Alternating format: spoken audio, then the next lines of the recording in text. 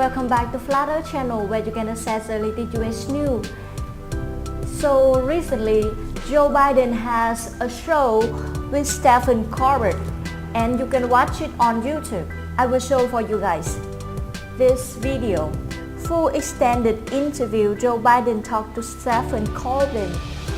And the thing is, when you scroll down to the comment part, you will see that a lot of people talk that Joe Biden has copied Andrew Yang word, or plagiarizing Yang's issue without offering meaningful solution.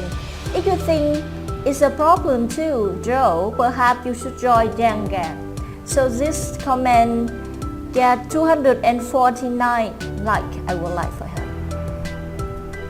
Agree, talking about automation, that's not ripping people off. Next, you're going to say talking about climate change is ripping off Jay instantly.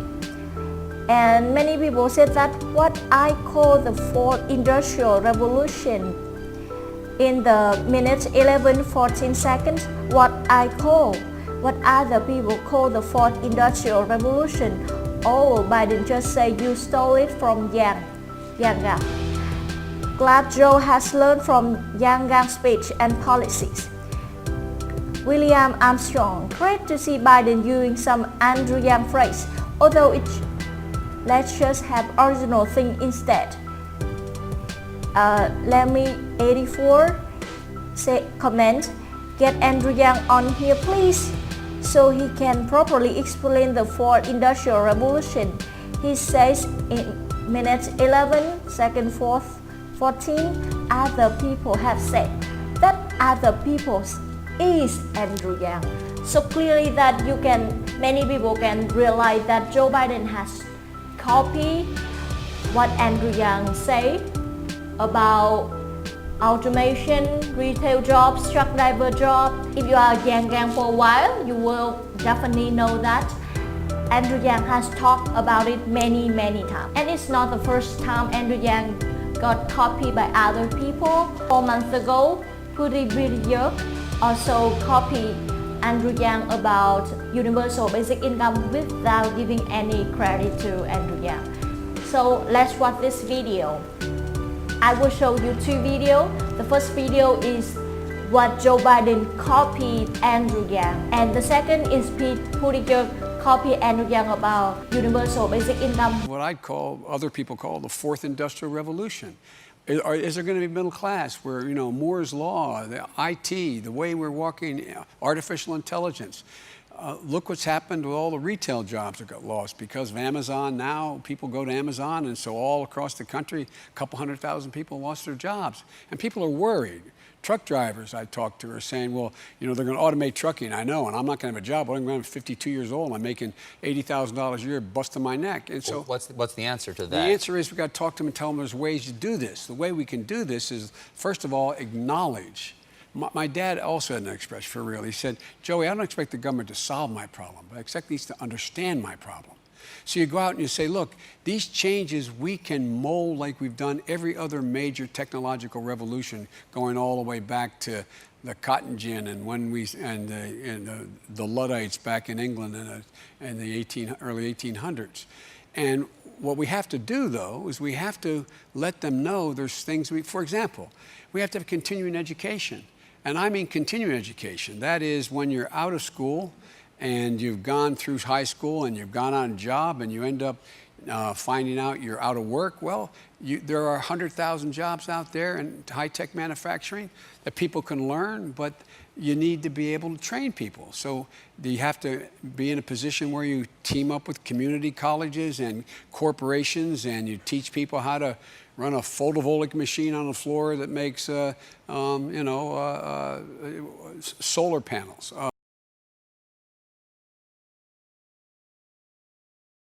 This is called the fourth industrial revolution. We're in the middle of what other people call the fourth industrial revolution. Is there going to be middle class where, Moore's law, the IT, the way we're walking, artificial intelligence? We really don't have much of a choice because artificial intelligence is about to become real. Look what's happened with all the retail jobs that got lost. And now we're going to do the same thing to millions of retail jobs. Because of Amazon now, people go to Amazon. It's companies like Amazon, $1 trillion tech company that paid zero in taxes last year. And so all across the country, a couple 100,000 people lost their jobs. We started with millions of manufacturing jobs in Michigan, Ohio, Wisconsin, Pennsylvania. And people are worried. So I spent a lot of time in Iowa, which is a really huge trucking hub. And you go to them and say, hey, guys, you worried about robot trucks taking your jobs? Truck drivers I talked to are saying, well, they're like, there's no way a robot could take my job. You know, they're going to automate trucking, I know, and I'm not going to have a job. I'm going to be 52 years old. I'm making $80,000 a year, busting my neck. Self-driving cars and trucks are around the corner. And so what's the answer to that? The answer is we got to talk to them and tell them there's ways to do this. The way we can do this is, first of all, acknowledge. My dad also had an expression for real. So my wife is at home with our two boys, 6 and 3, one of whom is autistic. He said, Joey, I don't expect the government to solve my problem, but I expect these to understand my problem. And what I say is like, what is her work valued at in GDP? And then people think about it and they're like, I don't know. And I'm like, 0. So you go out and you say, look, these changes we can mold like we've done every other major technological revolution.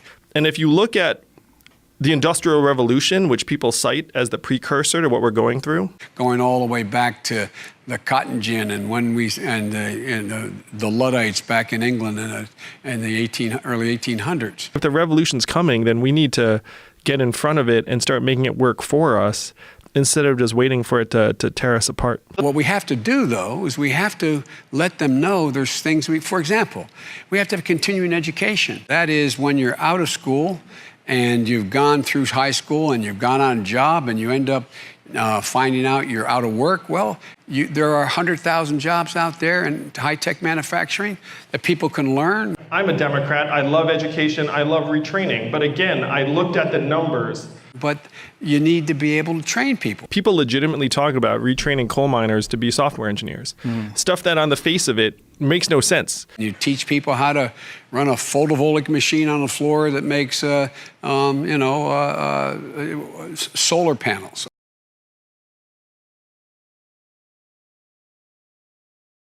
We propose we avert an unemployment crisis, and how will you shepherd our country's people through this change? As you know, automation is transforming our economy, and we can't pretend that it can just be stopped or reversed. What I've been telling people is that we're in the third inning now, where one of the main reasons why Donald Trump won in 2016 is that we automated away 4 million manufacturing jobs that were based in Michigan, Pennsylvania, Ohio, Wisconsin, Missouri, Iowa, all the swing states he needed to win in the center of the country. That's why we might even need to look at guaranteed income for working people. By introducing a universal basic income, you're really talking about transforming society and transforming the way culture views value.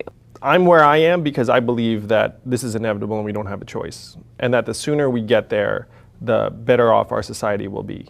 But the most important thing is that we build up answers for that, because if we don't, some very negative and very ugly things, from substance abuse to the worst kind of white identity politics that I think we were served up in 2016. Then there'll be a massive depletion of truck driving opportunities. And then, in my mind, a lot of suicides, a lot of self-destruction. And I don't say that lightly. I say that based upon the fact that that's what happened to manufacturing workers. Where if you unpack what happened to the manufacturing workers of Michigan, Ohio, Indiana, suicide rates spiked to a point where now our life expectancy as a country has declined for the last 3 years because of suicides and drug overdoses. It's the first time that's happened since the great flu pandemic of 1918. Like, we are actually coming apart as a country by the numbers. Let me just follow up if I can. What do you mean by a guaranteed income? Well, again, we're at the outset of learning about what these policies could do on the ground. For example, there's an experiment going on right now in the city of Stockton with what's called universal basic income, where they're actually simply distributing payments to people to make sure that that income floor is lifted. The idea is there are too many Americans who couldn't find even $400 in an emergency to get them through that. So if you look at what's happening in America today, a mindset of scarcity has swept most of the country, where 57% of Americans today cannot afford an unexpected $500 bill. So first, I want to say that if you look at the heritage of universal basic income, it's a deeply American idea where Thomas Paine was for it at the founding of the country. And then Martin Luther King was for it. Milton Friedman, the godfather of conservative economists, was for it. And one state has had it in effect for 37 years, where everyone in that state gets between $1,000 and $2,000 a year, no questions asked. This is Alaska? Yeah, it's Alaska, and they fund it with oil money. And what I'm going around telling people is that technology is the oil of the 21st century. Maybe we ought to broaden our definition of work. So, for example, if you are taking care of a parent or raising a child, isn't that work? And shouldn't we honor that too? I also want to say on a more fundamental level, right now, our economic stats, for example, they dismiss the work of moms. And my wife is at home with our 2 young boys right now, one of whom is autistic, and GDP will measure her contribution at 0. When really her contribution is what we need more of and more of in an age where we're going to be automating away more and more work. So we need to broaden our conceptions of both work and value to become much, much bigger and broader. And this is necessary in my mind in part to achieve some measure of racial and gender inequality, because the marketplace will systematically disregard and undervalue the work of women and will also systematically exclude underrepresented minorities. Thank you for listening. See you in the next video. Please like and subscribe our channel. Don't forget to donate for Young campaign.